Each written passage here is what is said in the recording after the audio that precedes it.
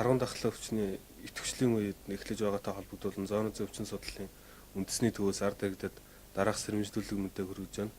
Энэ талаар таруу зурам огдой жичүүл зэрэг мэрэгч амьтдын үхсэн сэг зэмд хүрэхгүй байх мэрэгжлийн байгууллагад шууд хандах тарууг мэрэгч амьтны одоо түүхийн эдэн бүтээгдэхүүнийг эмчилгээний зорилгоор хэрэглэхгүй байх мөн мэрэгчийн бөөс бүргэнд хазуулахаас сэргийлэх